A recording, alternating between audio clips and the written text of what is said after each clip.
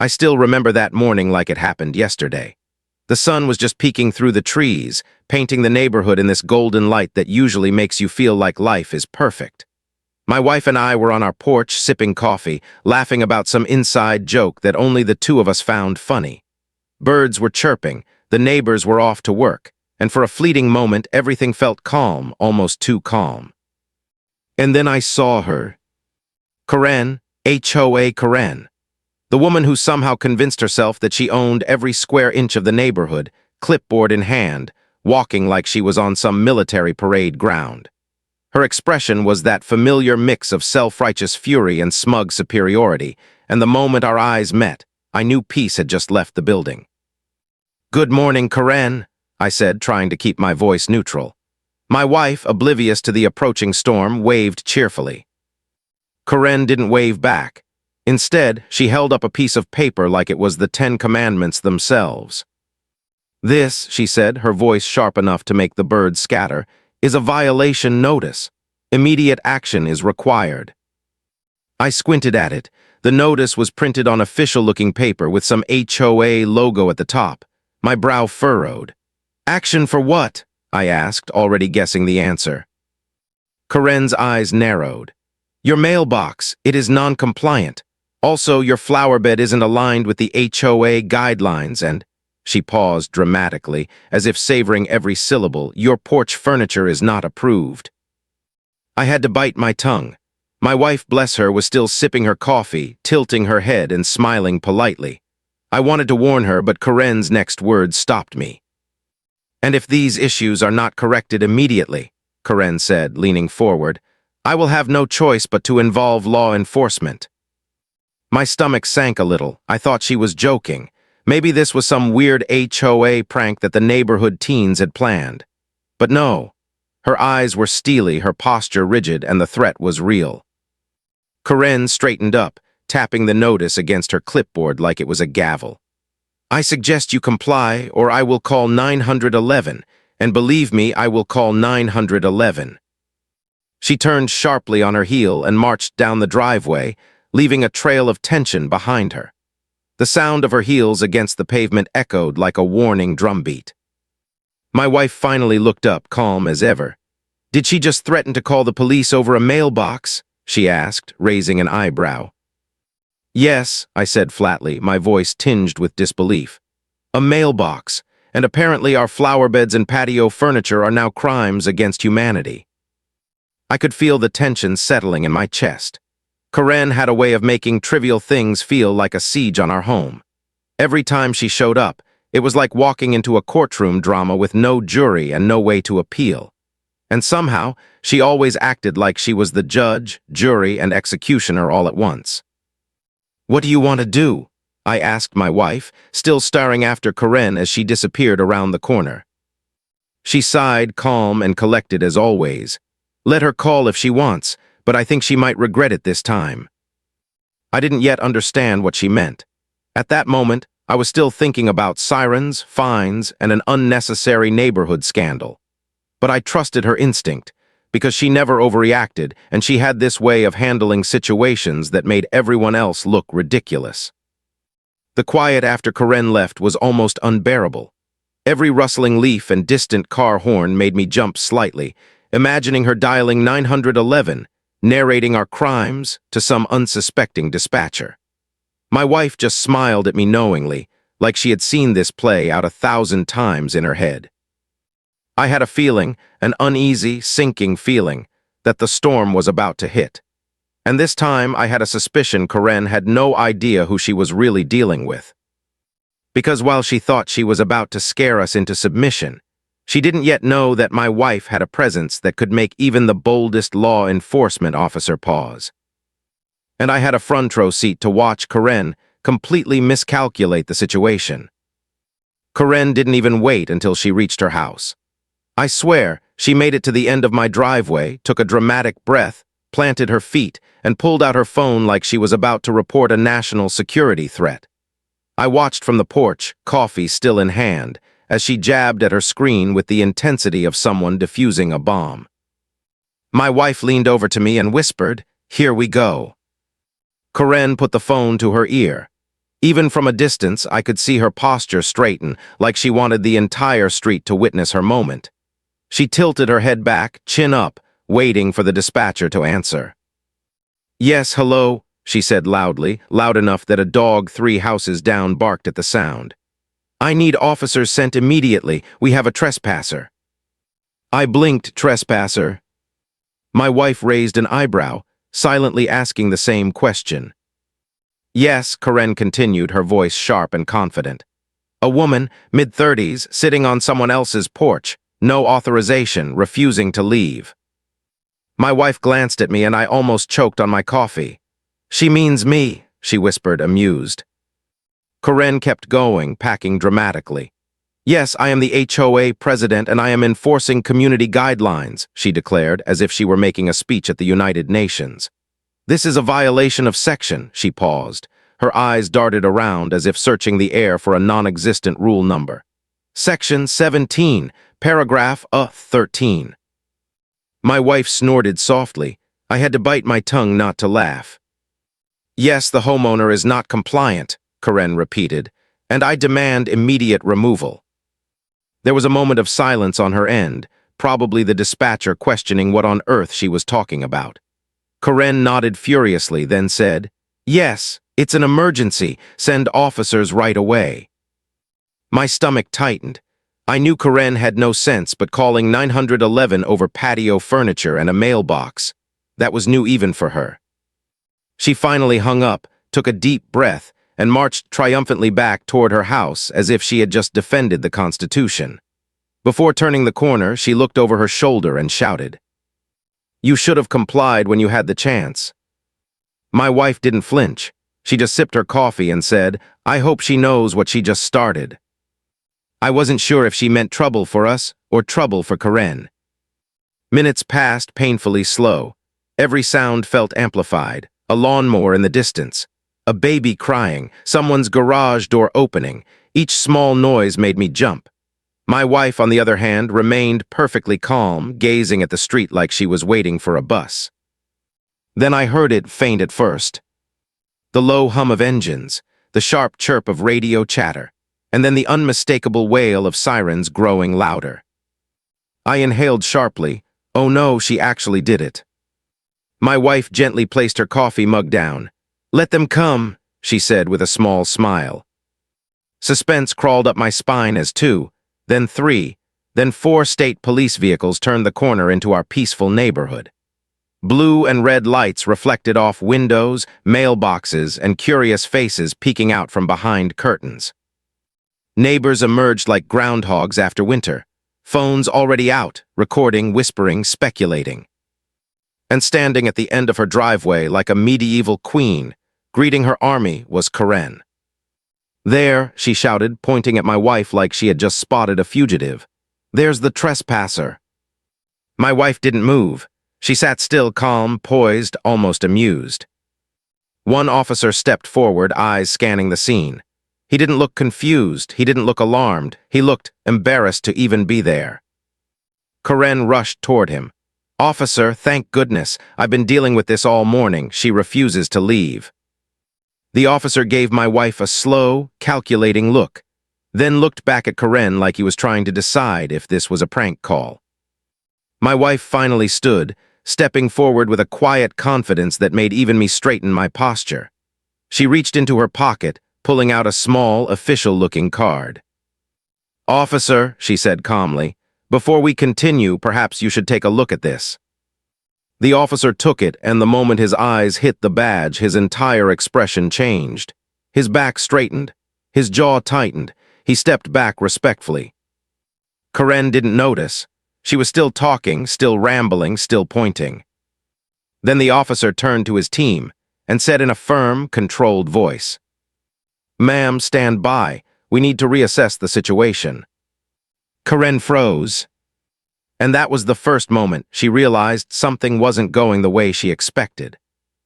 The moment the lead officer's tone shifted, the entire neighborhood seemed to hold its breath. Even the birds went quiet, as if nature itself wanted to know what was about to happen.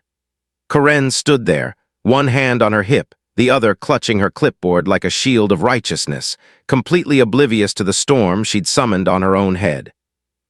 "Reassess," she repeated, blinking rapidly. "Officer, there's nothing to reassess. She's trespassing. She's been sitting on that porch all morning." The officer didn't even look at her.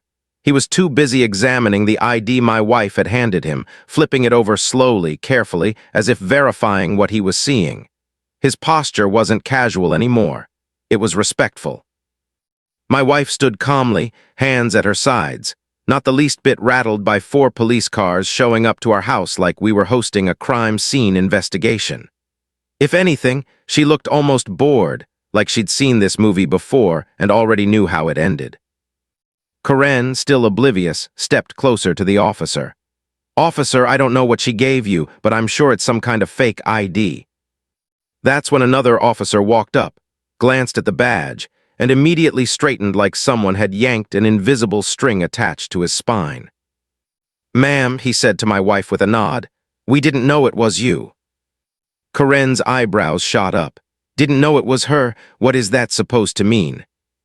The first officer finally looked at Karen, not with annoyance, not with sympathy, with that very specific look cops give when they realize someone has wasted a lot of official time. "Ma'am," he said slowly, "this isn't a trespassing case." Karen sputtered. "Of course it is. She's sitting there illegally, that porch." "That porch is hers," the officer said firmly. Karen's jaw dropped open. "Hers? No, she's not even on the homeowner list. I have all the names right here." She flipped through her papers in a panic, shuffling them around like a magician performing a terrible card trick. My wife and I exchanged a glance. I couldn't help but feel a tiny spark of pity, but it was buried under a mountain of second-hand embarrassment. Another officer approached, radio clipped to his shoulder, posture straight, face serious. He looked at my wife and gave a small nod of acknowledgement. "Ma'am," he said, "we've already notified command you're on scene." Karen's head snapped toward him. "Command? Notify command for a trespasser?" The officer looked down at her slowly, almost gently, like he couldn't believe she didn't understand. "Ma'am," he said, "your complaint has escalated this response." My heartbeat thumped loudly in my ears. Karen's face went from pink to red to a color I can only describe as fire alarm crimson. "My complaint," she squeaked. The lead officer cleared his throat. "Mrs. Williams," he nodded toward my wife, "is not only the legal homeowner, but she is also the state police field operations commander." The neighborhood collectively inhaled. My wife didn't move, didn't blink, didn't smirk. She just stood there calmly, as if the reveal meant absolutely nothing to her. Karen, on the other hand, looked like her soul had just left her body. "F-Field Operations, C Commander," she stammered, each word sounding like it had been dragged out of her by force. "Yes, ma'am," the officer replied. "The unit you called, they work under her." Silence settled over the street. Neighbors who had been recording suddenly lowered their phones a few inches, unsure whether they were witnessing something they should even be filming. A dog somewhere whimpered. Karen swallowed hard. Then she tried to speak, but all that came out was a high-pitched noise that didn't sound entirely human. The officer handed my wife back her ID with a respectful nod. "Ma'am, is there anything you'd like us to do here?" My wife stepped forward slowly, her voice calm but steady. "No. But I would like to know why the HOA president felt the need to call 911 over patio furniture." Karen blanched so hard I thought she was about to melt into the pavement. My heart was pounding, not out of fear, out of anticipation, because I knew this was the moment everything flipped. Up until now, Karen believed she had control. She believed she could bully, threaten, intimidate, all with her clipboard and her imaginary rule book. But now, for the first time since she stepped into our lives, Karen was powerless. The officers turned to her. "Ma'am," one said gently, "we need to hear your version of the events." Karen opened her mouth, closed it, opened it again, and for the first time in HOA history, Karen had absolutely no idea what to say. Karen stood frozen, mouth opening and closing like she was buffering in real time. The officers waited patiently, giving her space to respond, but you could feel the embarrassment radiating off her like heat from asphalt in the summer. I, she stammered. There must be some mistake. I didn't know she was someone important. My wife folded her arms calmly. Someone important? Karen, you called 911 claiming I was trespassing on my own property. Karen's cheeks flushed red. Well, the HOA records, they don't list you as we didn't have. My wife took a slow step forward, not threatening, just disappointingly calm, which somehow made the moment even more tense. Karen, she said, HOA records do not override state property law. The officer next to her nodded. Correct, ma'am, and calling 911 for a civil dispute, especially a false one, is a misuse of emergency services. Karen's hand tightened around her clipboard until her knuckles turned white. She glanced at the gathered neighbors, their phones discreetly recording behind bushes, fences, and half-closed blinds. It was clear everyone wanted to see how this would end. I wasn't misusing anything, Karen snapped suddenly. I was doing my job, enforcing the rules, making sure the neighborhood stays safe. The lead officer lifted an eyebrow. Safe from patio furniture. Karen's lips quivered. It's unapproved patio furniture. Even I had to look away to keep from laughing. My wife didn't smile, she just tilted her head slightly. Karen, is this really what you consider an emergency? A chair, a mailbox, a flower bed? Karen's jaw clenched. Rules are rules, and if you let one person break them, next thing you know the whole neighborhood collapses. The whole neighborhood collapses, I repeated under my breath, trying not to snort. The officer sighed. Ma'am, do you realize we sent 4 units because you reported an active trespass? That takes resources away from real emergencies. Karen blinked rapidly, panic creeping into her eyes. I didn't know, I didn't mean, I just assumed. That you could use the police as your personal enforcement team, my wife said gently. Karen flinched. My wife stepped closer, her tone soft yet firm. Karen, you don't have to like me. You don't have to like my mailbox or my flower bed or my furniture.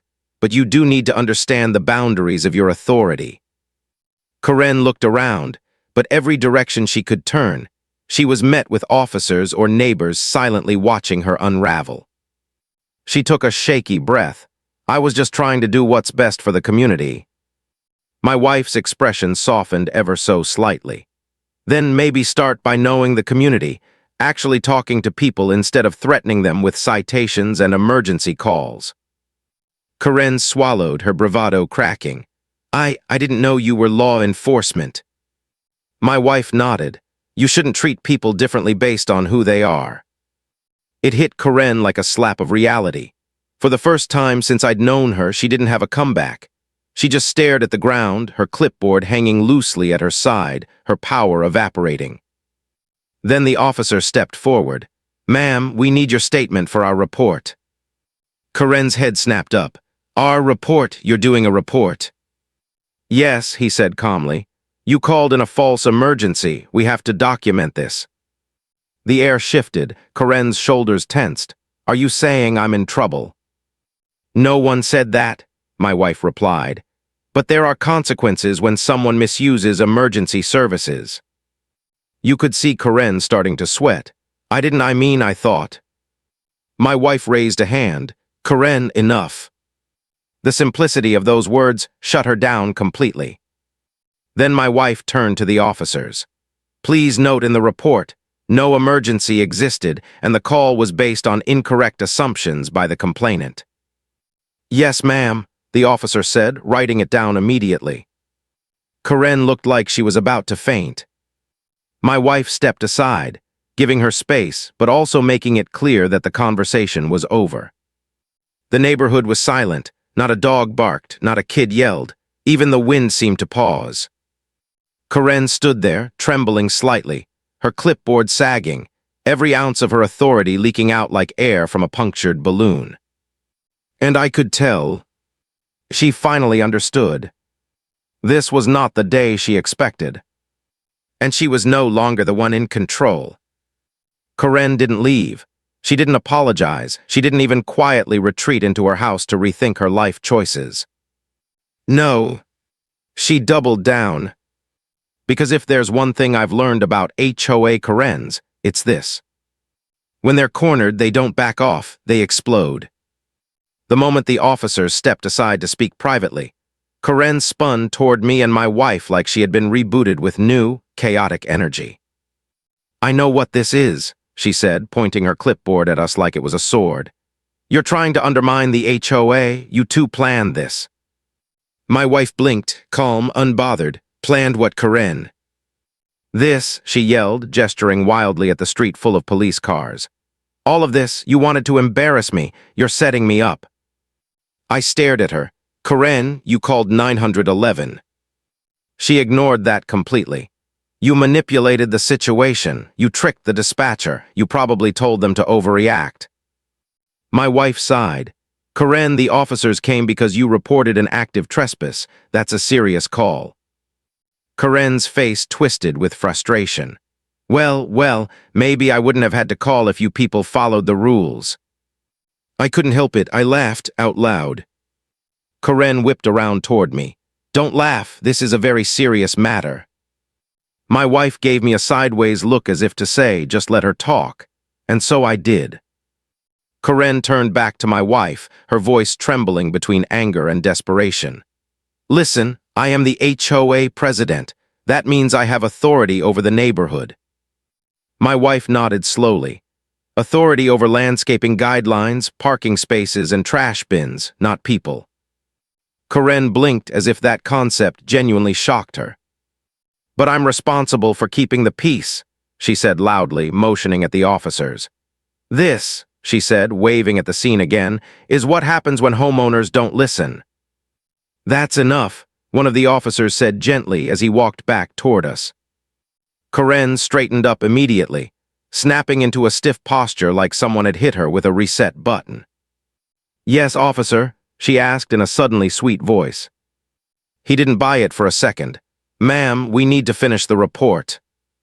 Karen smiled, too wide, too forced. Of course, I'm happy to help."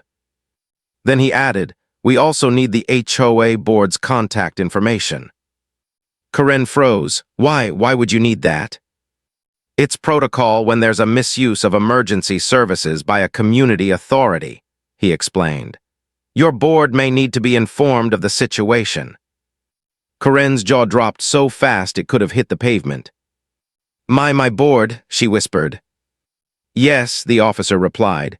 "They're responsible for reviewing conduct." Karen turned pale, not normal pale, ghostly pale. "The board can't know about this," she whispered to herself, like she had just realized something catastrophic. "You don't understand, I'm up for re-election next month." I had to cover my mouth to keep from smiling. My wife didn't smile, but her eyes did. The officer, professional and neutral, said, "We can't hide a report, ma'am." Karen started packing in tiny, frantic circles. No, this can't happen. This will ruin the vote. They'll think I'm abusing power. They'll think I'm unstable." My wife calmly said, "Karen, you are abusing your power." Karen froze mid-step. "Calling police because you don't like someone's porch furniture is not leadership," my wife continued softly. "It's harassment." Karen's eyes filled with tears, but not the sad kind. The angry kind. The kind that appear when someone realizes they're losing control. She stomped once hard. "Fine, if that's how it is, I'll just fix it myself." And before anyone could ask what that meant, she bolted. She literally ran.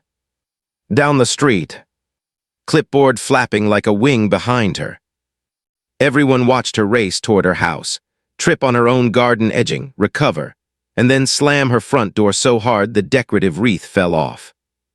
The officers exchanged looks. One of them said quietly, "Is she always like this?" My wife answered calmly, "Today is actually one of her calmer days." The officer nodded like that explained everything.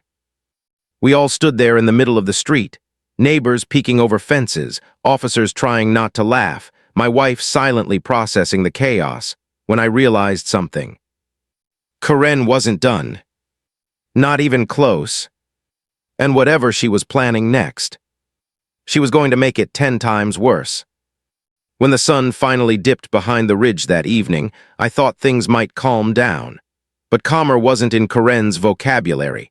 If anything, the quiet just gave her time to cook up something worse. I was sitting on the porch, boots kicked up, sipping the last of my iced tea, when my wife stepped outside with her phone pressed to her ear. She wasn't talking, just listening, and her expression was tight enough to snap. She lowered the phone. "Dispatch says they're getting calls from this neighborhood," she said. "Multiple calls, all anonymous, all claiming there's armed activity at our house." I blinked. "You're kidding." She shook her head. "And guess what?" she added. "Every single call is from the same redirected VoIP path. Someone thinks they're being clever." I didn't have to guess who it was. Karen might not understand how state systems work, but she loved her little anonymous reports. It was the only tool she had left, and she was about to swing it like a sledgehammer. Before I could respond, flashing red and blue lights burst onto the street again. But this time, it wasn't the local sheriff's department. It was a mix. Some police SUVs, some unmarked sedans, even a state cruiser way at the back. My wife sighed like someone who'd run out of patience 3 counties ago. "Oh good," she muttered. She called everyone. The convoy rolled to a stop in front of our house. Officers stepped out cautiously, hands near their holsters, scanning the area like they expected a turf war to break out. And then, like clockwork, Karen came strutting down her driveway in her signature HOA blazer like she was leading a parade. Her face was glowing, and not happy glowing, more like "I finally got you" glowing. "There," she pointed at us dramatically. "See, they're dangerous, they threaten me, they're impersonating authority figures. I need them removed immediately." One of the officers, a younger guy with tired eyes, approached. "Ma'am, we received reports of weapons being discharged." My wife shook her head. "No shots fired here, officer, but I can tell you exactly who made the calls." The officer glanced to his right, toward Karen, and she froze like someone just unplugged her from reality. I could actually see the moment she realized her plan required more brain cells than she had available. The officer stepped aside and signaled toward the state cruiser at the back. A tall, broad-shouldered state lieutenant walked up the driveway. He wasn't smiling. He wasn't angry. He had that neutral expression that only shows up when someone's about to deliver bureaucratic doom. "Captain," he greeted my wife with a nod. Karen's head whipped around so fast her neck almost snapped. "See, Captain," she stuttered. My wife stepped forward. "Lieutenant, appreciate the rapid response." The lieutenant snapped to professional attention. "Of course, we traced the call origin. The false reports appear to have come from a device associated with." Before he could finish, Karen lunged forward with her HOA clipboard like she had a shield in one hand and a delusion in the other. "That's not possible," she barked. "I was hosting a neighborhood emergency planning session." The lieutenant raised an eyebrow. "Ma'am, you placed 7 separate 911 calls in 1 hour." Karen froze. My wife blinked twice. I bit the inside of my cheek to keep from laughing. The lieutenant continued. "And all of the calls insisted immediate force be used against this property. That's a misuse of emergency resources." The color drained from Karen's face like someone pulled the plug on her soul. No, I'm the HOA president," she protested, as if that title exempted her from the law. "I have authority. I can make these decisions." The lieutenant gave her a look that said she'd just confirmed she shouldn't be making decisions about anything sharper than a sponge. "Ma'am, that's not how emergency response works, and making false reports, that's a criminal offense." Karen stumbled backward. "You can't do this. You can't arrest me. I was trying to protect the community." And then she made her fatal mistake. She pointed directly at my wife and screamed. She is lying about being a captain. She pretends to command the state police. I want her arrested. The neighborhood went silent. The officers went silent. Even the cicadas in the trees shut up like they didn't want to be witnesses. My wife exhaled slowly, stepped forward, and reached into her pocket. She pulled out her credentials. That familiar silver badge gleamed in the dusk light like a divine slap delivered straight from the heavens. Karen's pupils shrank. The lieutenant nodded respectfully. "Captain, would you like to handle this?" My wife nodded once. Her voice was calm, controlled, professional. "Karen, you're being detained on suspicion of filing multiple false emergency reports, obstructing an official investigation, and attempting to incite a tactical response without cause." Karen's scream echoed through the whole neighborhood as she grabbed the nearest officer's arm. "You can't touch me, I'm HOA. Yeah. Part 6 ended with Karen getting handcuffed on her own front lawn while still yelling about community bylaws and property values. And yet, somehow, she wasn't done. Not by a long shot. The thing about people like Karen is they never go down quietly. They don't step back. They don't reflect. They don't apologize. They escalate every single time. The officers were trying to guide her toward the cruiser, but she was twisting, flailing, and protesting like they were dragging her into a medieval dungeon instead of giving her a ride to the station. "You don't understand," she wailed.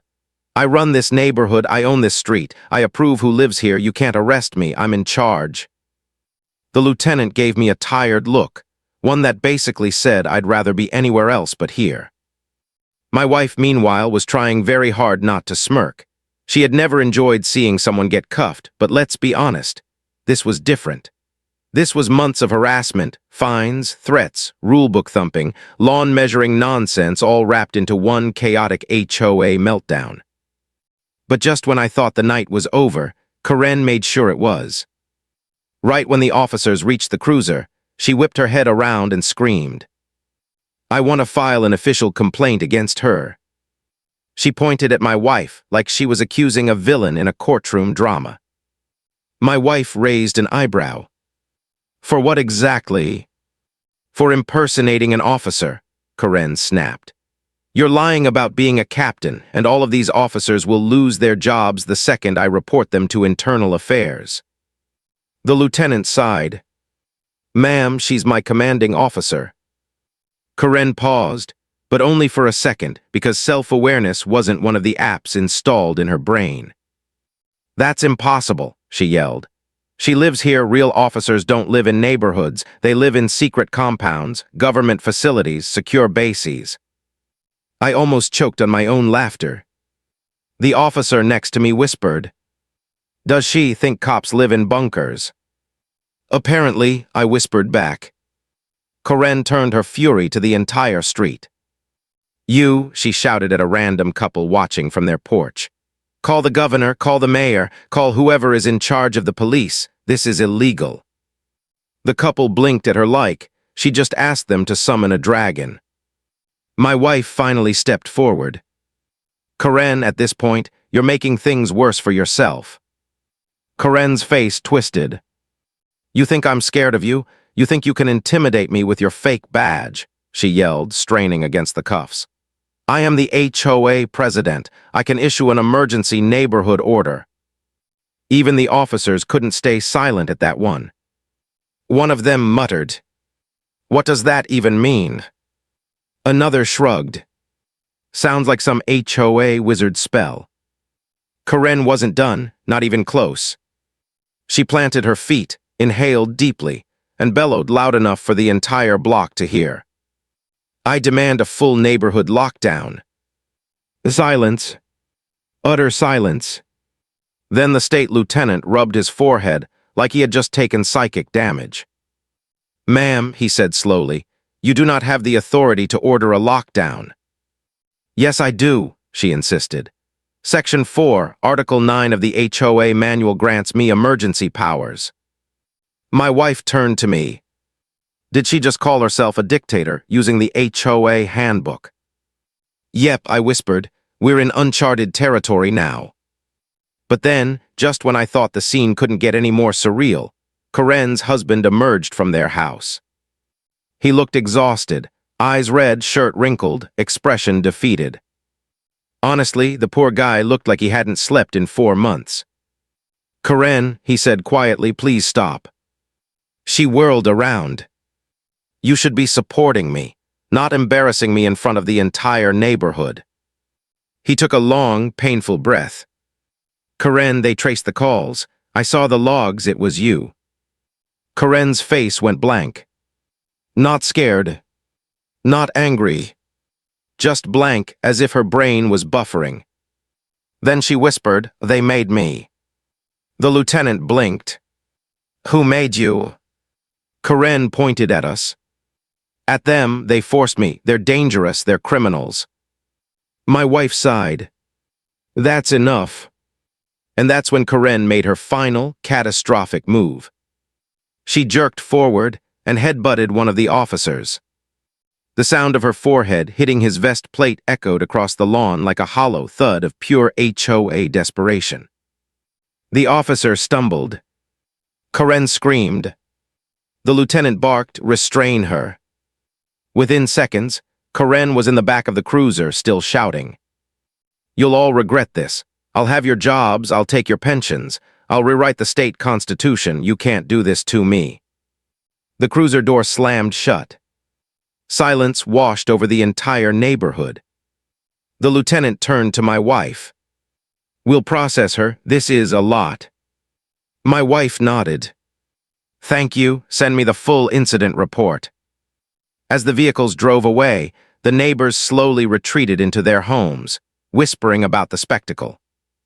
But just when I thought this nightmare was finally over, my phone buzzed. It was a message from an unknown number. One sentence. One that made my stomach drop. We're coming for both of you. HOA doesn't forgive. I stared at that message on my phone for a good 10 seconds before my brain caught up with what was happening. We're coming for both of you. HOA doesn't forgive. HOA doesn't forgive. It sounded like a line from a low-budget mafia movie where the mob wore cardigans and clip-on name tags. My wife leaned over my shoulder. They're still going, she muttered. Unbelievable. I half laughed. Do they think they're the Illuminati of lawn care? But she wasn't amused. She recognized the number pattern instantly. It's coming from one of the HOA board members. Before I could even ask who, headlights slid quietly into the street. 2 cars, slow, deliberate, parking right in front of our driveway. Doors clicked open. Out stepped 3 HOA board members, clipboard warriors, khaki crusaders, neighborhood ninjas of overregulation, marching toward us like they were about to serve a royal decree. The leader, an elderly guy named Harold, cleared his throat dramatically. Good evening, he said with a tone that told me it was about to be anything but. My wife crossed her arms. This better be good. Harold held up a stack of papers thick enough to stop a bullet. We have convened an emergency HOA meeting. At 9:30 at night, I asked. Yes, Harold snapped.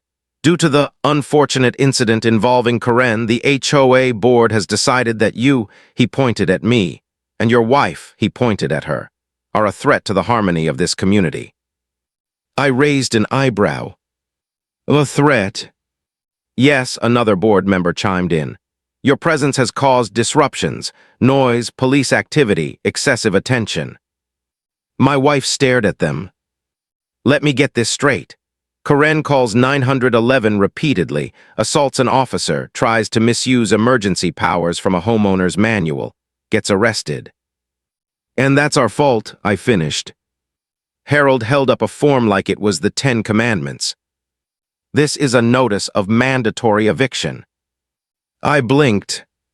You can't evict us, we own this house. Harold smirked proudly, like a kid who just figured out long division. Actually, we can. Section 14, Article 6 allows the HOA to demand removal of any household that disrupts neighborhood peace. My wife stepped closer. And what exactly is your enforcement plan? Harold puffed up. Oh, don't worry. If you refuse, we'll escalate. The HOA has resources. Right on cue, a golf cart rolled down the street with yellow hazard lights flashing like it was a tank in a parade. It was absurd, terrifying, and somehow still hilarious. My wife sighed deeply. All right, enough. She stepped into the house.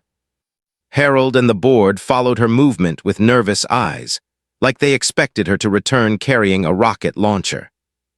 Instead, she came back with a folder. A simple black folder. She opened it. Inside was her official state command documentation. Signed, certified, verified. She didn't wave it around. She didn't yell. She just held it there like a calm storm. Harold squinted. What is that? My wife looked him dead in the eyes. This is the authority you think you have, but don't. Harold swallowed. That's a real badge. Correct. And those documents there. He leaned back a fraction. Are you really a state police commander? Yes. Silence washed over the board like a tidal wave of dread. Then my wife turned the page. This, she said, tapping a form, is the report filed tonight. She flipped another. This one logs Karen's false 911 calls. Another page. This one includes the officer assault. Another. And this one, this is the part you three should pay attention to. They leaned in reluctantly. This, she continued, is the section outlining who assisted, encouraged, or supported her actions.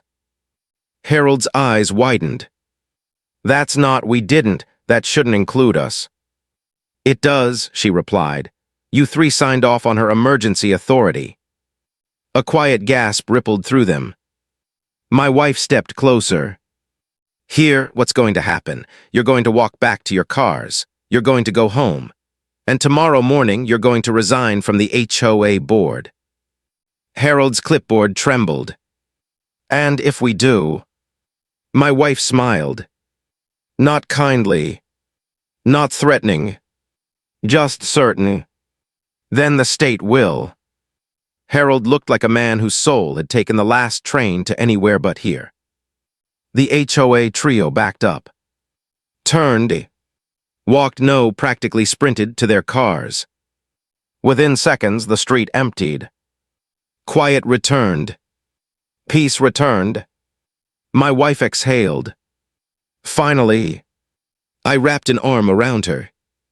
You handled that like a boss. She smirked. Well, I am one. The next morning, 3 resignation emails, 1 HOA presidency vacancy, and a neighborhood so quiet you could hear a leaf land. Karen. She ended up with charges, community service, and mandatory psychological evaluation. The HOA rebuilt itself into something sane. And us. We finally got our peaceful home back. All because HOA Karen tried to evict the wrong wife. You've heard this confession, now wait